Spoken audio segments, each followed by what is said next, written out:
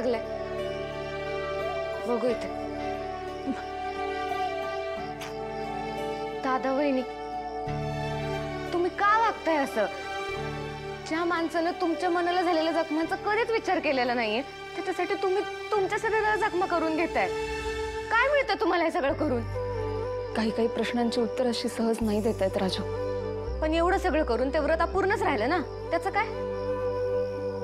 हे बघ, मला ना फक्त इतकंच माहितीये, आज आईने हे जे व्रत केलंय ना, ते अगदी मनापासून आणि प्रामाणिकपणे केलेलं आहे. मी जर त्यांना ती गोळी दिली नसती ना, तर त्यांचं बीपी शूट झालं असतं, चक्कर येऊन पडल्या असतात त्या.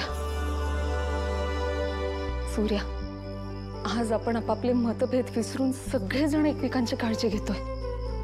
पण आईंचं काय?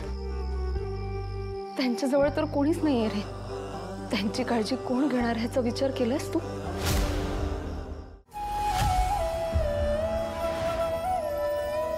तुळजा, त्या बाईमुळे या घराला जे सोसायला लागले ना, हे तिच्या त्रासापेक्षा काही पटीनं जास्त आहे. राजू 6 वर्षांची होती. रात्री झोपेतून दचकून उठायची आणि मला विचारायची ती, दादा आपली आई कुठं आहे रे? तर माझ्याकडे उत्तर नव्हतं. भागू अगं छोटासा जीव ग. पहिल्यापासून ना तिला उन्हाचा त्रास आहे. उन्हात खेळायला म्हणून गेली आणि तिला उलट्या सुरू झाल्या. 2 दिवस कपडे पिळून टाकावे ना, तसं मुरगुळून आजारपणात पडली होती ती. साधं लिंबू पाण्याचा ग्लास द्यायला ही बाई नव्हती इथं. माझ्या धनुला गोड खायची आवड आहे. मैत्रिणीच्या वाढदिवसाला गेली, जिलेब्या आवडतात म्हणून प्रमाणाच्या बाहेर तिनं जिलेब्या खाल्ल्या. रात्रभर पोटात दुखत होतं तुझ्या, पण मांडीवर डोकं ठेवून उशी द्यायला ही बाई नव्हती इथं. कितीतरी वेळा ना माझ्या बहिणींना मी मरणाच्या दारांना परत आणलंय. जेव्हा जेव्हा त्या बाईची गरज होती ना, जिथे जिथं त्या बाईची गरज होती ना, तिथे तिथे ही बाई नव्हती. माझ्या घरासाठी राबताना ती जुनं माझ्या जखमांवर फुंकर मारली. ह्या बाईची माया मला कधीच मिळाली नाही. आज तिची काळजी घ्यायला कोण नाही म्हणून तुला तिचं वाईट वाटतंय. इतकी वर्ष आमची काळजी घ्यायला कोण नव्हतं, सोडून गेली होती आम्हाला ती. त्याचं काय? लहानपणापासून प्रत्येक दिवस आहे ना, प्रत्येक दिवस छत असून उन्हात आणि निवारा असून पावसात उभं राहिल्यासारखा होता. हा सगळा त्रास तिच्यापर्यंत का पोहोचला नाही? डॅडींनी आधार दिला म्हणून आज आज अभिमानानं उभा आहे मी. नाहीतर ही बाई, त्या बाईनं लाचारीचं आयुष्य आमच्या वाट्याला देऊन गेली. तरी बी तुला त्या बाईचा पुळका येत असेल ना, तर जा राहा त्या बाई बरोबर. हे बघ तोळ जा. हे किती विचार करशील ग? आणि तुला काय गरज होती बरं त्या गडावर तरी यायची? त्या दिवसात हे सगळं होतच राहतं. एवढं काही मोठं झालं नाही. आणि तुम्ही एवढं तेवढ्यासाठी मला सारखं दवाखान्यात काय घेऊन येतं? एवढ्या तेवढ्या गोष्टीवर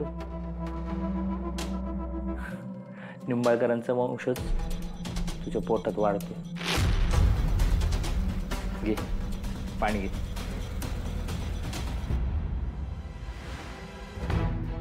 असं कसं? मी सकाळीच नंबर लावला होता. मॅडम नंबर आला त्यावेळी तुम्ही नव्हता. आता थोडा वेळ बसा, मी आवाज देते तुम्हाला.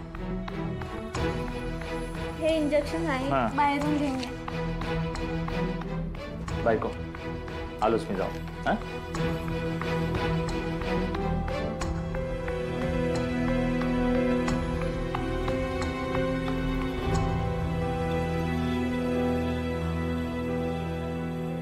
तुम्ही कशात? तुम्ही ओळखलत का मला? अयो, चक्करवाली बाई इकडे काय करताय? परत चक्कर आली का काय? नाही नाही, रुटीन चेकअप साठी आले होते. पण तुम्ही इथे? ते वाईट जरा त्रास होत होता म्हणून आले होते. मॅडम तुमचा नंबर आलाय, घ्या. जरा गप्पा मारू म्हटलं तर माझा नंबर आला. तुम्ही एक काम करा ना, मला तुमचा नंबर द्या. कधी गप्पा मारायची इच्छा झाली ना, मी तुम्हाला फोन करेन. हो. 855. तुमचं नाव? मॅडम लवकर या. हो हो आले. थांबा मी आलेच. हे असं असायला हवं माणसाला. बिनधास मोकळं हसरं छान आहे. सतत हसतमुख असते. मॅडम हे इंजेक्शन आणि आमच्या बायकोला लवकर मोकळं करा बरं का. घरी जाऊन आराम करायचं तिला. हं?